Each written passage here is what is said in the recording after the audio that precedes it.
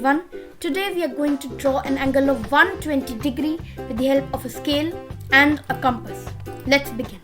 Take your scale and draw a line of your desired length. Now take your compass and place the point on any side of the line and draw an arc.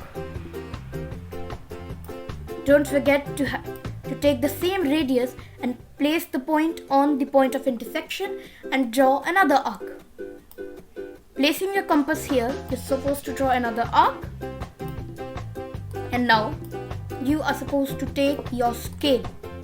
Place it in such a way that it goes through the point where we started and the point of intersection, which will be right about here. Now you have to draw a line connecting both the points. And now let's check what is the result we have got. Wow, that is an angle of 120 degree. Thank you.